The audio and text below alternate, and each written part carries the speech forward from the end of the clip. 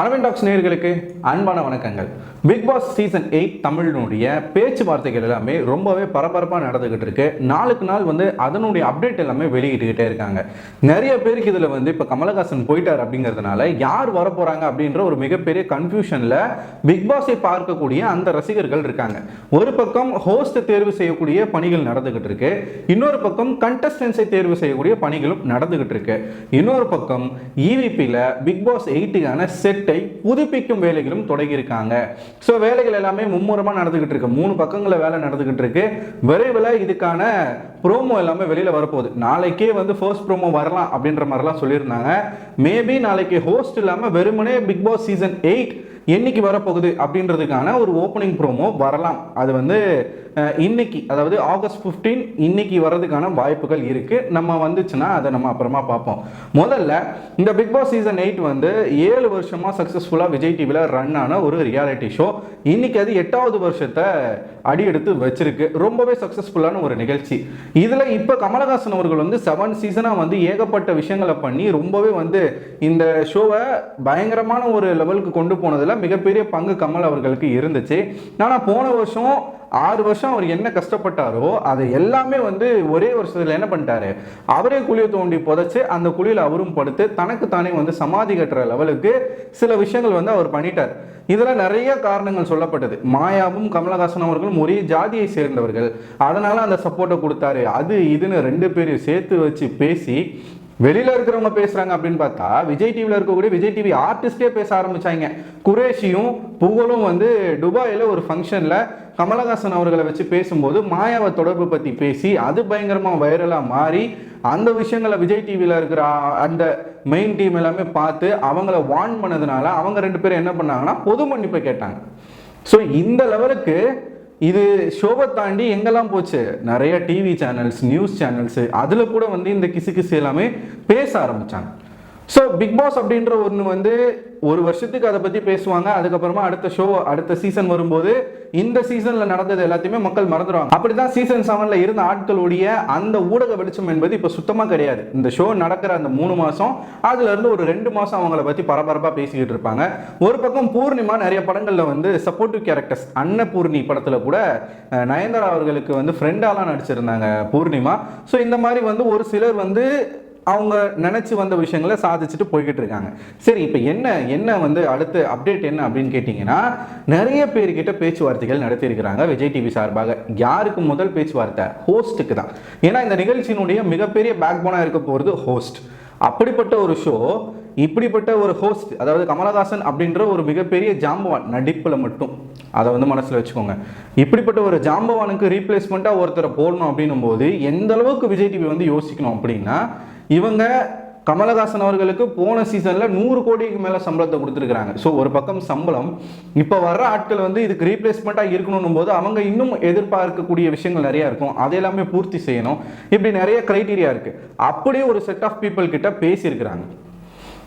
இதுல மிகப்பெரிய அவமானம் யாருக்கு வந்திருக்கு அப்படின்னு பார்த்தீங்கன்னா, ரம்யா கிருஷ்ணன் அவர்களுக்கும் சிம்பு அவர்களுக்கும் மிகப்பெரிய அவமானமே ஏற்பட்டிருக்கு. ஏன்னா இவங்க 2 பேருமே ஆல்ரெடி இந்த ஷோ ஹோஸ்ட் பண்ணியிருக்காங்க. ரம்யா கிருஷ்ணன் அவர்கள் 1 வாரம் ஹோஸ்ட் பண்ணாங்க. ஏன்னா கமலஹாசன் அவர்கள் இந்தியன் 2 படப்பிடிப்பில் இருந்ததுனால அவருக்கு பதிலாக ரம்யா கிருஷ்ணன் பண்ணாங்க. சிம்பு அவர்கள் அல்டிமேட் அப்படின்ற ஒரு விஷயத்த ஒரு சீசனே ஹோஸ்ட் பண்ணார், பிக் பாஸ் அல்டிமேட் அப்படின்ற ஒரு விஷயத்த. இவங்க 2 பேர் குறித்து தற்போதைய ஒரு செய்தி வந்திருக்கு. என்ன அப்படின்னா, இந்த ஹோஸ்ட் லிஸ்ட்ல இவங்க பேர் இத்தனை நாளாக இருந்துச்சு, அந்த பேரையே தூக்கிட்டாங்களாம் விஜய் டிவி.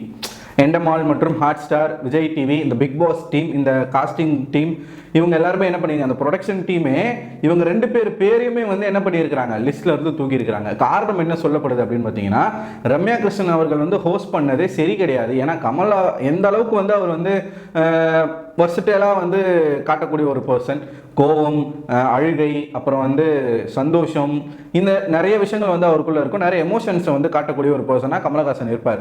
ரம்யா கிருஷ்ணன் அவர்கள் ரொம்பவே சுட்டித்தனமாக இருக்காங்க. அவங்க இதுக்கு சரிப்பட்டு வர மாட்டாங்க. ஏன்னா 1 வாரம் அவங்க ஹோஸ்ட் பண்ணாங்கன்னு சொன்னேன் இல்லையா, அதுலேயே என்ன சொல்லிட்டாங்க, பேசாத ஹோஸ்டிங்கை விட்டுட்டு நானும் ஒரு கண்டஸ்டண்டாக வந்துடலாம் அப்படின்ற மாதிரிலாம் அவங்க பேசியிருப்பாங்க. அதனால கமல் அவர்களுக்கு ரைட் ரீப்ளேஸ்மெண்ட்டாக ரம்யா கிருஷ்ணன் இருக்க மாட்டாங்க அப்படின்றதுனால ரம்யா கிருஷ்ணன் லிஸ்ட்ல இருந்து தூக்கி இருக்கிறாங்க. அடுத்ததா நம்மளுடைய சிம்புக்கு எங்க போனாலும் இந்த அசிங்கம் அவருக்கு நடக்கிறது வாடிக்கையாவே மாறி போச்சு. அதுக்கு காரணம் வேற யாரும் இல்லை, சிம்பு தான். ஒரு சினிமாவில் கமிட் ஆனால் கூட, ஒரு படத்தில் கமிட் ஆனால் கூட அங்கேயும் இதே குற்றச்சாட்டு தான். ஒரு ஷோனு கமிட் ஆனால் கூட அதுலேயும் இதே குற்றச்சாட்டு தான். என்ன வந்து சொல்லியிருக்காங்க அப்படின்னு பார்த்தீங்கன்னா, இவரை அல்டிமேட்டில் ஹோஸ்டாக போட்டு ஒரு சீசனே இவரை வந்து ஹோஸ்டாக போட்டு நாங்கள் படாத பாடுபட்டுட்டோம். ஏன்னா ஷூட்டிங்க்கு கரெக்டான டைமுக்கு வர்றது கிடையாது. சனி ஞாயிறு ஷூட்டிங்கை ஒரே நாள் எடுப்பாங்க. ஸோ அப்படின்னா வந்து காலையிலே வரணும். காலையிலே ஆரம்பித்தாதான் அன்னைக்கு நாள் முழுக்க வந்து அந்த ஷூட்டிங் போகும். அதுக்கப்புறம் அவங்க எடிட்டிங் பண்ணி ஈவினிங்கில் சாட்டர்டே எபிசோட ஒளிபரப்பு செய்யணும். ஸோ இப்படி இருக்க பட்சத்தில் இவரை வச்சுக்கிட்டு நாங்கள் ரொம்பவே கஷ்டப்பட்டுட்டோம். யார் இதை சொல்லியிருக்காங்கன்னா, பிக் பாஸ் டைரக்ஷன் டீம் சொல்லியிருக்கிறாங்க. சிம்பு வச்சு நாங்கள் படாத பாடுபட்டோம், அதனால சிம்புவே வேணாம் அப்படின்றதுனால சிம்புவுடைய பேரை தூக்கியிருக்கிறாங்க. என்னங்க எஸ்டிஆர் படத்தில் தான் இப்படி பண்ணுறீங்க அப்படின்னு பார்த்தீங்கன்னா, இதுலேயுமா நீங்கள் உங்கள் வாழ்க்கையில் நீங்கள் ஜொலிக்காமல் இருக்கிறதுக்கு காரணமே நீங்கள் தான். ஸோ உங்ககிட்ட இருக்கக்கூடிய அந்த மிஸ்டேக்கை நீங்கள் திருத்திக்கிட்டால் மட்டும்தான் சிம்பு அப்படின்ற ஒரு நபர் வந்து இந்நேரத்துக்கு எங்கே இருக்க வேண்டிய நபர். ஆனால் நேற்றுக்கு வந்த நடிகர்கள்லாம் கூட சிம்புவை பீட் பண்ணி போய்கிட்டு இருக்காங்க. அப்படின்றதுக்கான காரணம் என்னன்னா, சிம்புவுடைய டெடிகேஷன் அந்த லெவலுக்கு தான் இருக்குது. மற்றவங்களுடைய டெடிகேஷன் அதிகமாகவே இருக்குது. ஸோ ரம்யா கிருஷ்ணன், சிம்பு இவங்க 2 பேரையும் தூக்கிட்டாங்க. சிவகார்த்திகேயன் கிட்ட பேச்சுவார்த்தை பண்ணியிருக்காங்க. சிவகார்த்திகேயன் கிட்ட தான் ஃபர்ஸ்ட் போய் பேசியிருக்கிறாங்க. ஸோ சிவகார்த்திகேயன் அப்படிங்கிற நபர் விஜய் டிவிலேயே வளர்ந்த ஒரு நபர், விஜய் டிவிக்கு ஒரு அடையாளமாகவே மாறின ஒரு நபர். விஜய் டிவி அப்படின்ற ஒரு டெலிவிஷன்ல இருந்து இன்னைக்கு வந்து ஒரு மிகப்பெரிய ஒரு ஸ்டாராக மாறி இருக்கிறாரு ஒருத்தர் அப்படின்னும் போது அந்த பேர் வந்து சிவகார்த்திகேயனுக்கு தான் பொருந்தும். ஸோ அவர்கிட்ட தான் முதல்ல போய் பேசியிருக்காங்க. சிவகார்த்திகேயன் ஒரே வார்த்தையில நோ அப்படின்னு சொல்லியிருக்கிறார். அதுக்கான காரணம் என்ன அவர் சொல்லியிருக்காரு அப்படின்னு பார்த்தீங்கன்னா, நான் விஜய் டிவியில் இருந்து தான் வந்தேன். விஜய் டிவியில் நிறைய காமெடி ஷோஸ், நிறைய ஷோஸ் வந்து ஹோஸ்ட் பண்ணி தான் நான் இப்போ இந்த லெவலுக்கு வந்து என் மக்கள் கொண்டு வந்திருக்கிறாங்க. நான் மறுபடியும் இங்கே இருந்துட்டு நான் வந்து டிவி சேனலுக்கு வந்தேன் அப்படின்னா மக்கள் என் மேலே வந்து அதிகமான எதிர்பார்ப்பை வச்சுருப்பாங்க. அதுவும் பிக் பாஸ் அப்படிங்கிற ஒரு ஷோ வந்து ரொம்பவே வந்து மக்கள் உன்னிப்பாக பார்க்கக்கூடிய ஒரு ஷோ. அப்படின்னும் போது நான் அந்த அவங்களுடைய அந்த நினைப்பை எந்த அளவுக்கு பூர்த்தி செய்வேன் அப்படின்ற நம்பிக்கை எனக்கே இல்லைங்க. அதனால நான் இங்கேயே இருந்துக்கிறேன், நான் வரல. ஏன் அவர் அப்படி சொல்றாருன்றது உங்களுக்கு புரியுதா? இப்ப சிவகார்த்திகேயன் அவர்கள் பயங்கரமான கான்ட்ரவர்சிஸ்ல மாட்டிக்கிட்டு இருக்கக்கூடிய ஒரு நடிகராக மாறி இருக்கிறார். ஒன்று, இமான் அவர்களுடைய மனைவி கேஸ்ல மாட்டி ரொம்பவே அவருக்கு வந்து பேர் வந்து டேமேஜ் ஆச்சு.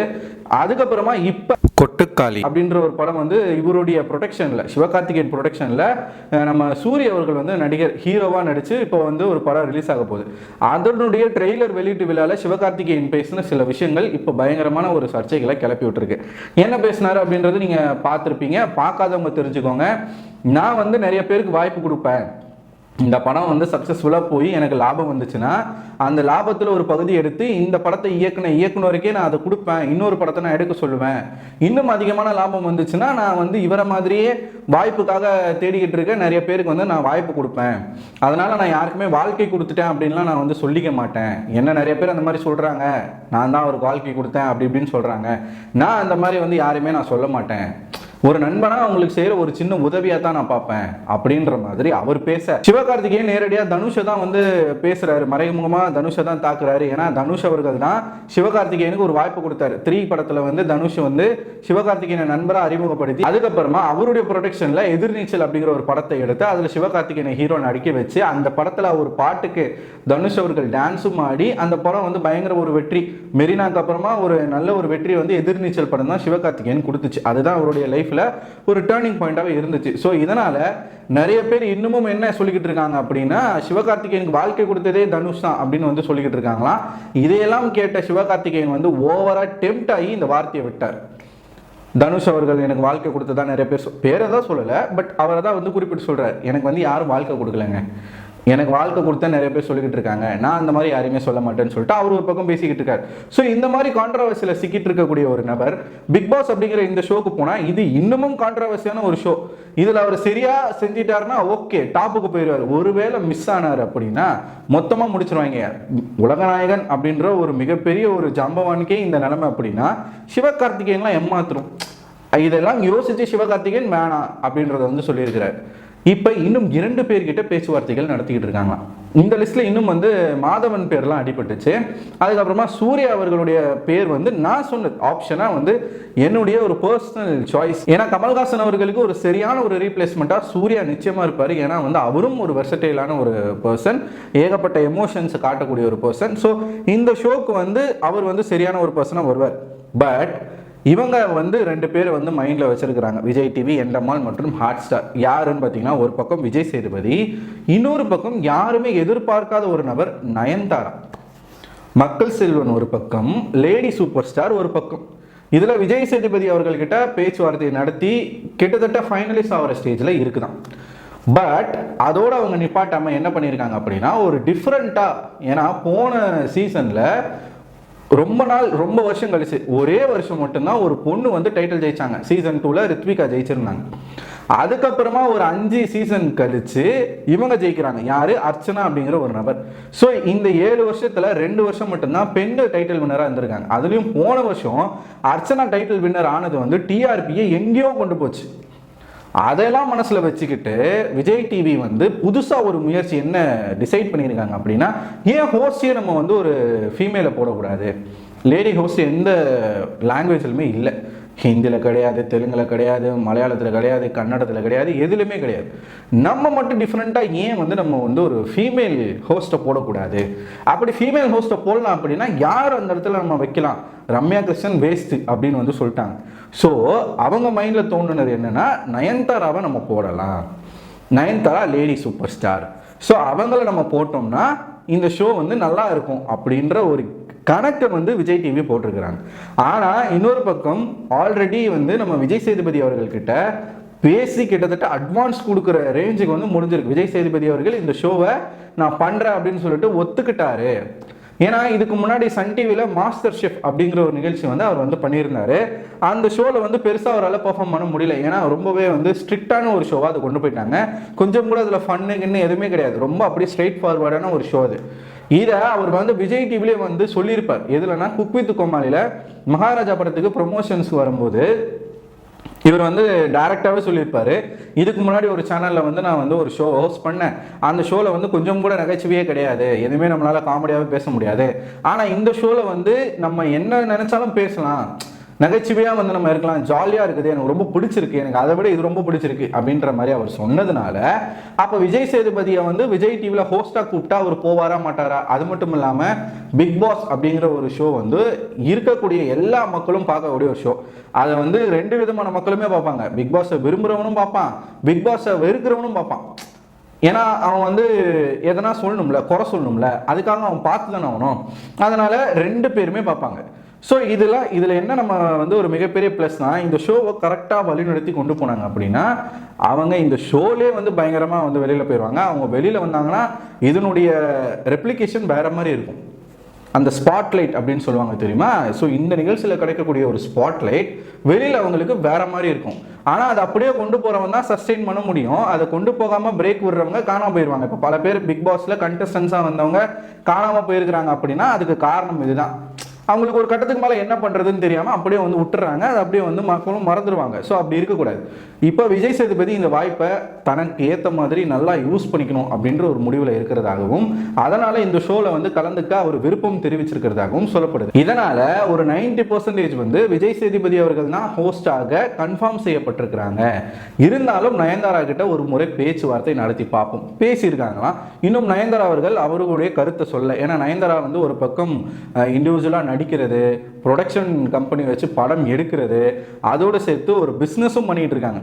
ஆண்டர்ப்ரனராக வந்து ஸ்கின் கேர் ப்ராடக்ட் எல்லாமே வந்து அவங்க வந்து பண்ணிக்கிட்டு இருக்காங்க. ஸோ இப்படி வந்து 3 விஷயங்கள் வந்து அவங்க பண்ணிக்கிட்டு இருக்கிறதுனால இதில் அவங்களால கான்சன்ட்ரேட் பண்ண முடியுமா அப்படின்றதெல்லாம் அவங்க பார்த்துட்டு சொல்கிற வரைக்கும் 2 ஆப்ஷன் தான் இப்போ விஜய் டிவி கையில் வச்சிருக்கிறாங்க. ஒருவேளை நயன்தாரா நோ சொல்லிட்டாங்க அப்படின்னா விஜய் சேதுபதி அவர்கள் கன்ஃபார்ம் ஆயிடுவார் அப்படின்ற ஒரு செய்தி வந்திருக்கு. என்னை பொறுத்த வரைக்கும் இந்த 2 பேரில் ஒரு பெட்டர் ஆப்ஷனாக என்ன கேட்டால் நான் விஜய் சேதுபதியை சொல்லுவேன். ஏன்னா ஒரு மேன்லினஸ் வந்து அவர்கிட்ட வந்து இருக்கும். இந்த ஷோவில் வந்து ஒருத்தவங்களுக்கு பயம் வரணும், கண்டஸ்டன்ஸ்க்கு வந்து பயம் வரணும். நயன்தாராவா விஜய் சேதுபதியா அப்படின்னு பார்க்கும்போது அங்கே கண்டஸ்டன்ஸ் வந்து யாரை பார்த்து பயப்படுவாங்கன்னா விஜய் சேதுபதி பற்றி பயப்படுவாங்க. அது பொதுவான ஒரு விஷயம். இதை நான் என்னமோ ஆணாதிக்கத்தில் பேசுகிறேன்லாம் நினைக்காதீங்க, ஒரு ஃபேக்டை தான் சொல்கிறேன். இதில் மாற்று கருத்து இருந்தால் நீங்கள் சொல்லலாம். சரி, ஒரு பக்கம் ஹோஸ்ட்டுக்கான வேலைகள் நடந்துக்கிட்டு இருக்குங்க. 2 பேர் வந்து ஃபைனலிஸ்ட் செய்யப்பட்டிருக்காங்க. இன்னொரு பக்கம் கண்டஸ்டன்ஸினுடைய அந்த ஒரு தேடுதல் வேட்டை நடந்துக்கிட்டு இருக்கு. இந்த லிஸ்ட்டில் விஜய் டிவியில் இருக்கக்கூடிய ஆர்டிஸ்ட், இதுக்கு முன்னாடி பிக் பாஸ்க்கு வந்து வரணும்னு சொல்லிட்டு அப்ளை பண்ணி வாய்ப்பு கிடைக்காதவங்க, யூடியூப்ல ஃபேமஸாக இருக்கக்கூடிய இன்ஃப்ளூயன்சர்ஸ், அதில் தான் இர்ஃபான் அவர்களுடைய பேர் இருக்கு. அதோடு சேர்த்து டிடிஎஃப் ஹாசன், ஜோயா, இவங்களுடைய பெயர்களும் இருக்கு. ஜாக்லின், அஸ்வின் இவர்களுடைய பெயர் வந்து பட்டியலில் இருக்கு. ஒருத்தர் மட்டும் இப்போதைக்கு கன்ஃபார்ம் செய்யப்பட்டிருக்கிறார். அவர் யார் அப்படின்னு பார்த்தீங்கன்னா, பாரதி கண்ணம்மா சீரியலில் நடித்து ஃபேமஸான அருண் அவர்கள். அருண் அவர்களுக்கும் போன சீசனுடைய டைட்டில் வின்னரான அர்ச்சனா அவர்களுக்கும் நடுவில் காதல் இருக்கு அப்படின்னு சொல்லி ரொம்ப வருஷமா வந்து சோஷியல் மீடியாவில் ஒரு கிசு போயிட்டே இருக்கு.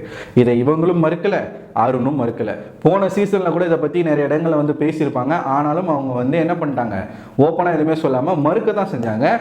இதனால் இப்போ என்னன்னா, இந்த சீசனுக்கு அர்ச்சனா அவர்களுடைய ரெக்கமெண்டேஷனால அருண் வந்து செலக்ட் ஆகியிருக்காரு, அருண் கிட்ட பேசிட்டாங்க, அருண் அவர்கள் உள்ள வராரு அப்படின்ற இன்னொரு செய்தியும் வந்திருக்கு.